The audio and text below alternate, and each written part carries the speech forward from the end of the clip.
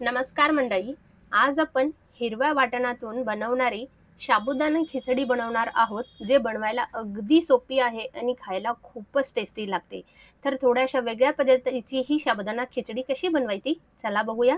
त्यासाठी सर्वात आधी मी इथे एक वाटीभर इतकं साबुदाणा 3 ते 4 तास छान असं भिजवून ठेवलं होतं. तुम्ही बघू शकता साबुदाणा छान असं भिजलेला आहे. पूर्ण रात्र जरी तुम्ही भिजवलं टाकलं तरीही चालेल. 2 मध्यम आकाराचे बटाटे उकळून असं कट करून घेतलेलं आहे.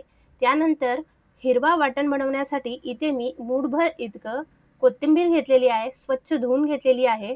कोथिंबीर इथे आपल्याला एका मिक्सरच्या भांड्यात ॲड करून घ्यायचं आहे. हे बघा या पद्धतीने. त्यानंतर चवीपुरतं जितकं तिखट किंवा कमी तिखट तुम्हाला हिरवी मिरची लागत असेल, ते तुम्ही घेऊ शकता. आता आपल्याला याचं जाडसर असं वाटण करून घ्यायचं आहे. खूप जास्त आपल्याला हे मऊ करायचं नाहीये किंवा पाणीचा सुद्धा वापर करायचा नाहीये.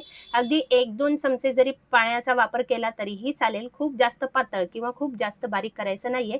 इथे तुम्ही बघू शकता जाडसर असं हे हिरवा वाटण आपण बनवून तयार करून घेतलेलं आहे. आता एका पॅनमध्ये आपण 2 ते 3 चमचे तेल ॲड करून घेऊया.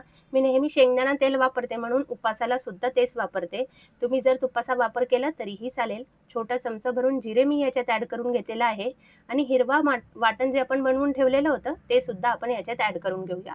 आता भरपूर भागात उपवासाला कोथिंबीर चालत नाहीये, तर तुम्ही हे कोथिंबीर स्किप करून साबुदाणा बनवलं तरीही चालेल. पण भरपूर ठिकाणी उपवासाला कोथिंबीर चालते, कोथिंबीरचा वापर केला जातो. तर इथे तुम्ही बघू शकता आता हे हिरवं वाटण छान एक अर्धा मिनिट आपल्याला भाजून घ्यायचं आहे. म्हणजे कोथिंबीरचा आणि हिरवी मिरचीचा जे कच्चापणा आहे तो निघून जाईल तोपर्यंत आपल्याला हे भाजून घ्यायचं आहे. त्यानंतर आपण जे साबुदाणा भिजत ठेवलं होतं, छान भिजवून घेतलं होतं, ते ह्याच्यात ॲड करून घेतलेलं आहे. 2 मध्यम आकाराचे बटाटे उकळून याला कट करून घेतलेलं होतं, ते सुद्धा आपल्याला ह्याच्यात ॲड करून घ्यायचं आहे.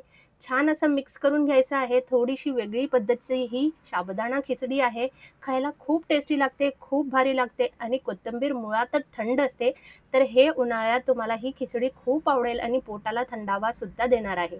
झाकून आपल्याला 1 मिनिटभर याची वाफ काढून घ्यायची आहे. म्हणजे साबुदाणा थोडासा ट्रान्सपरंट होईल तोपर्यंत आपल्याला याची वाफ काढून घ्यायची आहे. तुम्ही इथे बघू शकता साबुदाणा जे आहे थोडासा ट्रान्सफर झालेला आहे. म्हणजे आपली जी साबुदाणा खिचडी आहे मस्त सुटसुटीत सुद्धा होईल आणि मऊ सुद्धा होईल. इथे तुम्ही बघू शकता छान आपल्याला हे मिक्स करून घ्यायचं आहे. त्यानंतर आपण याच्यात शेंगदाण्याचा कूट मी भाजून शेंगदाणे ह्याचा कूट करून ठेवलं होतं. 2 ते 3 चमचे ह्याच्यात ॲड करून घ्यायचा. पुन्हा एकदा मिक्स करून घ्यायचं आहे. आजची रेसिपी मंडळी तुम्हाला जरा जरी आवडली असेल तर प्लीज एक लाईक करायला विसरू नका आणि तुम्ही कोणत्या देशातून, कोणत्या राज्यातून किंवा कोणत्या प्रदेशातून ही रेसिपी बघताय मला कमेंट करून नक्की कळवा. म्हणजे मी तुमचे आभार मानू शकेल. इथे तुम्ही बघू शकता आपण छान असं आपलं हे साबुदाणा खिचडी मिक्स करून घेतलेली आहे. पुन्हा झाकण लावून आपल्याला 1 मिनिटभर याची वाफ काढून घ्यायची आहे. म्हणजे जे शेंगदाण्याचं कूट आपण याच्यात ॲड करून घेतलं होतं ते व्यवस्थित मिक्स होईल आणि आपली जी साबुदाणा खिचडी आहे मस्त मऊ अशी बनवून तयार होईल. इथे तुम्ही बघू शकता मस्त मऊ आपली ही हिरव्या वाटणातील साबुदाणा खिचडी अगदी वेगळ्या पद्धतीने खायला खूप भारी लागते. तुम्ही सुद्धा एकदा नक्की ट्राय करा. जर तुम्हाला कोथिंबीर उपवासाला चालत नसेल तर असंही तुम्ही बनवून खाऊ शकता. खूप टेस्टी लागते, खूप भारी लागते. तुम्ही ही साबुदाणा रेसिपी एकदा नक्की ट्राय करा आणि कमेंट करून नक्की कळवा. आता तुम्ही साबुदाणा खिचडी दह्याबरोबर सर्व्ह करता किंवा चटणीबरोबर किंवा असंच खाता मला कमेंट करून नक्की कळवा. तर आपली ही हिरव्या वाटणातील साबुदाणा खिचडी बनवून तयार झालेली आहे मंडळी. कशी वाटली आजची रेसिपी कमेंट करून नक्की कळवा. व्हिडिओ आवडला असेल तर व्हिडिओला लाईक करा, शेअर करा आणि सबस्क्राईब करायला विसरू नका.